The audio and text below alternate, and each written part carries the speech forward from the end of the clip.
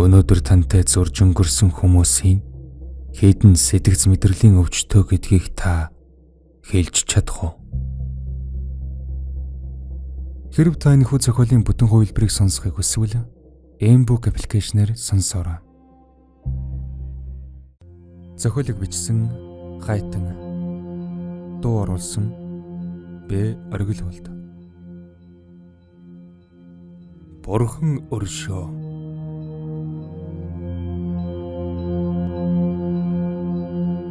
Есдүгээр хэсэг.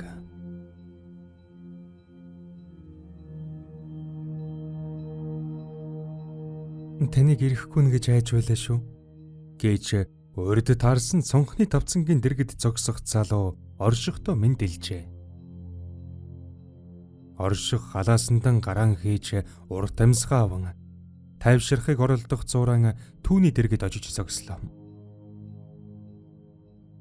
Яаж ирэхгүй байх вүлээ дээ? Та тун сонирхолтой зүйл ярьчихсан байхад би мэдээлэлээс оцрохыг огтхон ч үсэхгүй байна. Бас танд гарцаагүй хэрэгтэй байгаа мэдээлэл гэж түүний дутуу орхисон үгийг гүйцээв. Тийм ээ гэж сул дугаар хариулахад чимгээ яриаг өлгөн авчаа. За тэгээд та өөрийн нүдээр харлаа. Сонжлоо. Ямар байна та? Тэр бол хурц сэтгцэн эмгэгтэй солиот мөн байгаа биз?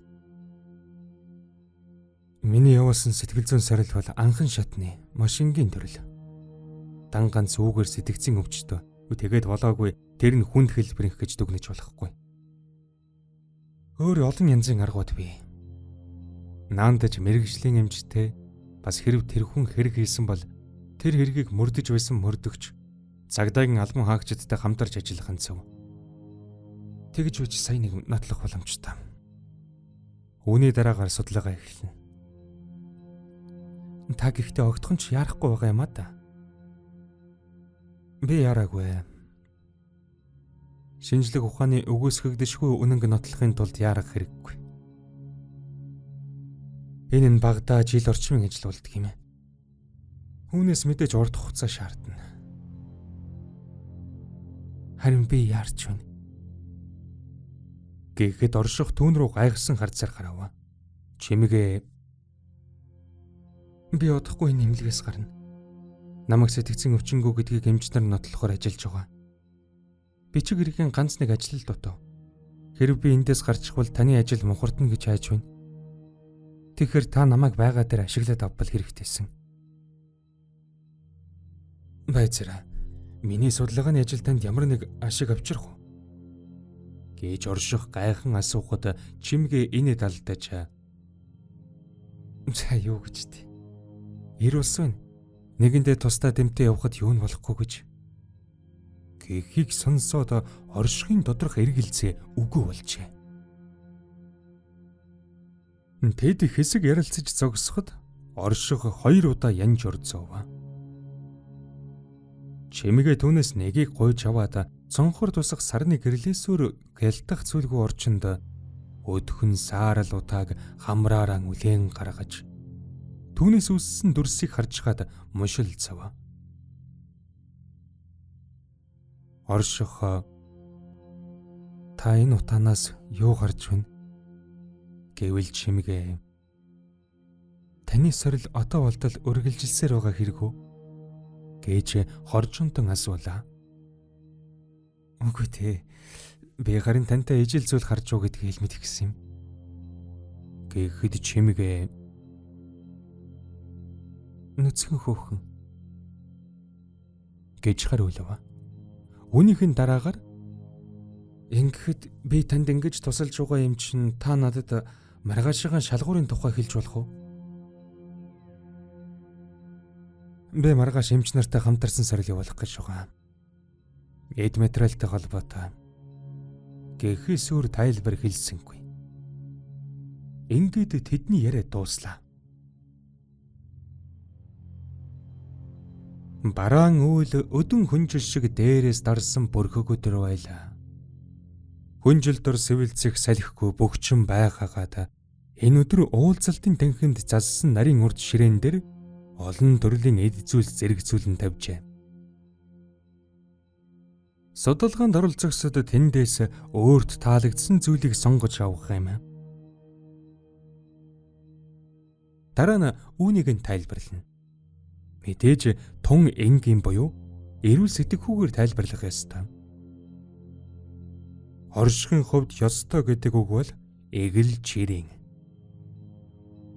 Оршихын бүх зүйл байсан баримтан байх ёстой. Цэвэрхэн байх ёстой. Түүнээс өөр хэнж харахгүй, хөрөхгүй байх ёстой. Түүний бүх зүйл түүнийх л байх ёстой.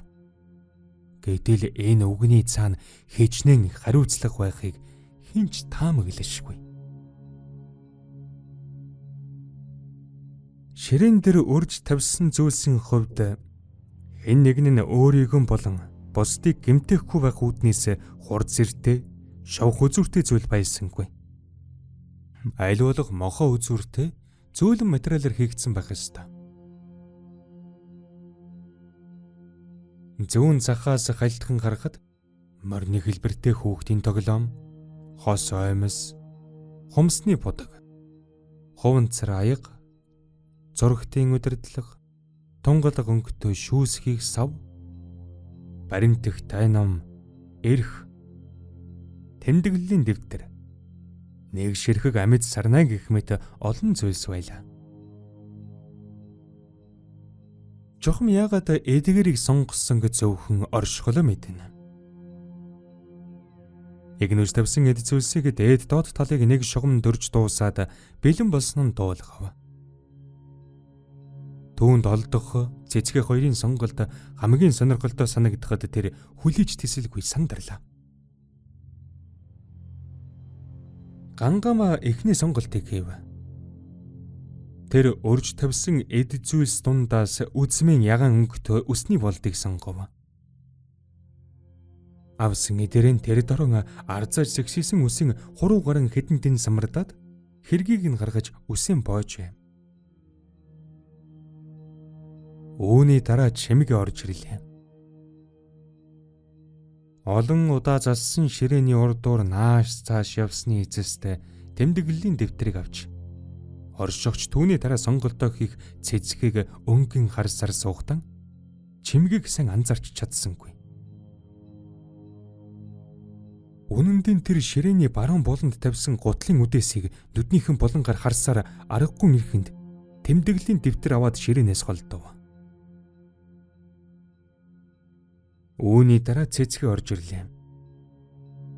Тэр ширээний өөдөөс харж хэсэг зогссон эргэлзэлгүй ганцхан ширхэг амьд сарнаг авч үнэрлэхтэн нүдэн анж байв. Сайхан цэцгийн үнэрийг таашаан үнэртэж байгаа бүсгүйг харсан оршихын дотор бүлээн мэдрэмж цоргиж үүнийг чамд л авсан юм шүү тэгж бодож зогсжээ. Нэгэнт хүсэл нь биелсэн учраас орших ажилдан анхаарлан ханд боллоо. Болор дарын сонголтыг ч орших зөв таамагласан байжээ. Тэр эргэлзээгүй эрх рүү гараа сонгов. Яг л хайснан олсон янзтай баярлаж байхыг харах сайхан байлаа. Түүний дараа олдох сандал дээрээс нь бослоо. Энэ удаад ч тэр хөлдөн гинж зүгээстэй байсныг орших нүдэн ансан ч газар жирэгдэх гинжний чимээгээр мэдхээр байв. Илүү богиносгсон янзтай харагдана. Ойр алгалсаар өрөөдөө эд зүйлсийн дэргэд ирлээ. Царайн цөнхөж газар дээрэн хэд газар шалбалт шархлуулсан харагдана. Уруул нь омголтож хагарсан байхыг бодоход өнгөрсөн шин түүний хувьд тийм ч амаргүй өнгөрсөн бололтой. Энэ тухай эмч нартай нарийн ярьж тохирох ёстойгон орших ойлгож авлаа. Олдох ширээ рүү гар сунгаж бараг юу ч авсан анзаарсангүй. Тэр сунгасан эдэн шүүрэн авч эргэхтэн нүднийхэн буланг баруун тийш үе бэлчин хулгаагаар ямар нэг зүйл харж байхыг орших ажиглав. Баруун талд уруулын бодгийн яг дэргэд хамгийн захад гутлын иржилсэн үдээс бий. Түүнийг л харсан байхаа. бодвол нэгний хоолойг боочих санаал агуулсан биз. Гэж бодсоор шалгуурын үндсэн хэсэгтэн орлоо. Гангаамаа хэрэгтэй юм аав гэж л ийм олон юм урьж тавьсан юм биш үү? Гээд хээв нэг хөлөн ажин суна. Болор дээр эрэгтэйгэн хэдийн нөхөрлөж амжаад түүнийг нь шаг шагхийн эргүүлж суугатан оршихт талархав. Өөр хүний энергийг шингэж олон гар дамжсан амигүй зүйл боловч түүнд зүгээр гинэ. Мөн тэр эд зүйлс тунд эрх тавьсан оршихт ахин дахин талархаж байлаа. Цэцгээ гарын сарнааныхан дэлбэг илбэж байн үнэртэж суугатан энэ нэг л өдөр өхөн. Яг над шиг, бас тань шиг. Гэхдээ тэр болтол надтай байж л вэ гэжээ. Цэцгээ туйлын сэтгэл хангалуун байх шиг харагдахад оршихын доторч бас баяраар дүүрчээ. Энийг хөөрсөн сэтгэлийг чимгээ ямар ч удахгүй болгож орхилоо. Тэр гартан барьсан тэмдэглэлийн дэвтрэн эргүүлж тойруулан харж байхыг орших ажиглаж гараад түүний сэтгэлийг асуухад тэр тойлын сэтгэл дундуур байгаа харагдавч өөрийгөө хүчилж зураг зуръя гэж боддог байсан юм. Ашгүй цаастай боллоо гэхин тэр. Чимгээгээс ийм хариулт сонсон чиний бодоогүй орших тэрхэн үедээ гайхаж гоцорчээ. Гэхдээ одоо олдохын ээлж. Олдох юу авснаач бараг мэдсэнгүй. Түүний гартаа барьсан зүйл нь хүүхдийн зөөлөн тоглоом байжээ. Түүнээс авсан зүйлийн тайлбарлахыг хүсэхэд тэр хэсэг туугаа сууж байснаа гинтхэн цөрхрэн уйлж гарлаа. Орших түүнээс шалтгааныг нь асуухад олдох ээрч мууран байжээ. Би гэрийнхнийхээ санаад байна. Аавыгаа, ээжигээ, ах эгч нарыг эмээ хөвөөгөө. Би сайн хүү байж чадахгүйсэн. Яагаад намайг энэ таваад ирчих юм бэ? Би буруугүй гэж хашгиран уйлсаар байлаа. Энэ үед чимгээ сандал дээр хэлсэн үндэсгийн гэгэлзэж байгааг орших даанч харсангүй. Шалгуурын үр дүн тиймч сайн байгаагүйд сэтгэл дундуурхан үлдсэн орших үлдсэн эдзүүлсэн хайр цэглэж байхтан сурсан зангаран нэг бүрчлэн бүртгэлээ. Гэтэл уруулын бодог байсангүй. Ахин дахин шалгав. Ширээ сандал доогуур үзлээ. Уруулын бодог алга. Бүх шалгуурын туршид уруулын бодогт хэнч хүрээгүй вайран дам байсан.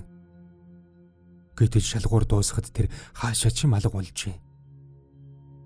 Хамгийн сүүлд олдох уруулын бодогны цаана байсан гутлын үдээс рүү харж байхыг орших өөрөн харахад тэнд уруулын бодог байж л байсан. Энэ нэг нь хуулгайлж авснаас гарцаагүй. Өнөөдөр тантай зурж өнгөрсөн хүмүүсийн хэдэн сэтгэц мэдрэлийн өвчтөө гэдгийг та хэлж чадах уу? Хэрв та энэ хүү зохиолын бүтэн хувилбарыг сонсохыг хүсвэл Mbook аппликейшнээр сонсоорой.